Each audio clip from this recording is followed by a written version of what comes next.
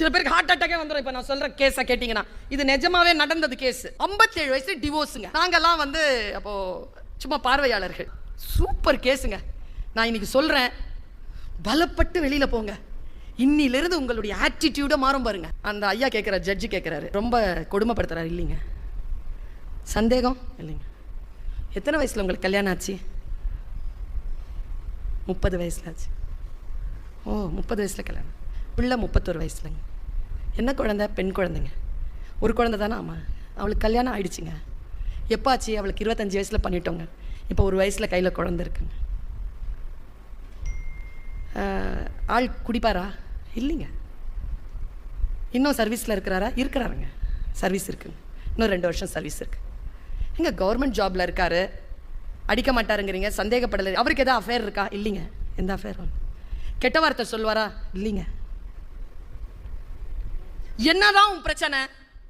அந்த அம்மா சொன்ன ஒரு பதிலை சொன்னீங்கன்னா ஹார்ட் அட்டாக்கே வந்துடும் உங்களுக்கு. போதுங்க. என்ன போதும்? போதும். என்னம்மா போதும்? 27 வருஷமா முடியலைங்க. செக்ஷுவல் டார்ச்சரா? அதெல்லாம் இல்லைங்க. நல்ல மனுஷங்க. வேற என்னம்மா போதும்? அவர் சம்பாதிக்கிறதுல அம்மா விட்டு கொடுத்துறாரா? இல்லைங்க. ஃப்ரெண்ட்ஸை கூட்டிகிட்டு கூத்தடிக்கிற? இல்லைங்க. வேற என்னங்க பண்ணுறாரு? எங்க கல்யாணம் ஆன அன்னியிலேருந்து ஒரு பழக்கங்க அவருக்கு. என்ன? காலையில் 4 மணிக்கு எந்திரிப்பாராங்க, வாக்கிங் போவாராம். வரும்போது பால், ஃப்ரெஷ்ஷு காய்கறிலாம் கொண்டு வந்துடுவாராம்.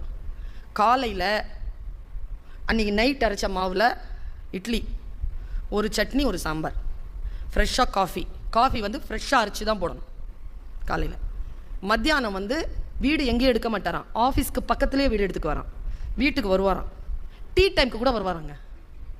சுண்டல், டீ குடிப்பாராம். கண்டிப்பாக ஒரு நாளைக்கு ஒரு சுண்டல் மாறி மாறி இருக்கணுமா. மத்தியானத்துக்கு ஒரு கீரை, 2 காய், ஒரு கூட்டு, ஒரு பொரியல், அதான் அந்த காய், அப்புறமா ஒரு குழம்பு, மோர், ரசம் கண்டிப்பாக இருக்கணுமா, சூடாக இருக்கணுமா. மறுபடியும் போவாராம், 3 மணிக்கு வந்துடுவாராம், வடை இருக்கணுமா, டீ இருக்கணும்.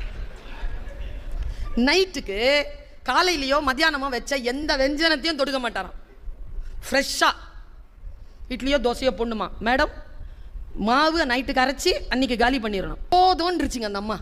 கேட்டாருங்க அந்த ஜட்ஜு, இவ்வளோ நாள் எப்படிம்மா சமாளிச்சேன்? பொண்ணுக்கு கல்யாணம் ஆகணுங்கிறதுனால அமைதியாக இருந்தேங்க.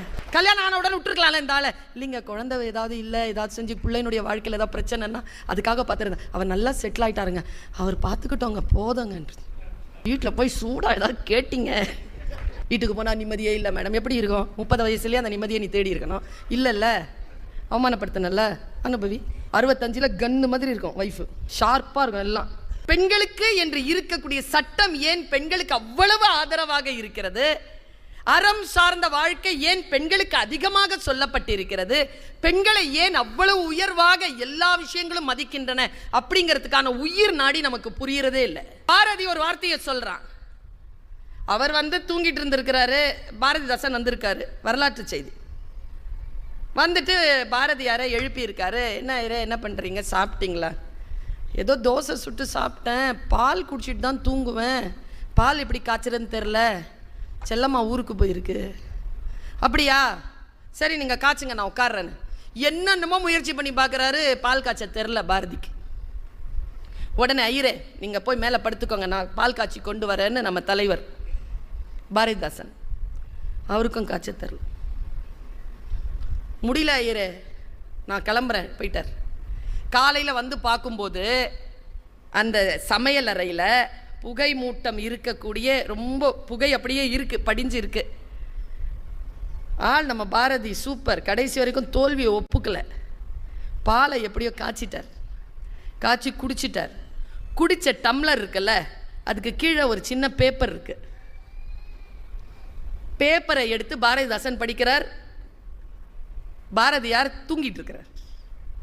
பாரதிதாசன் இதை பதிவு பண்ணுறார், எடுத்து படிக்கிறார்.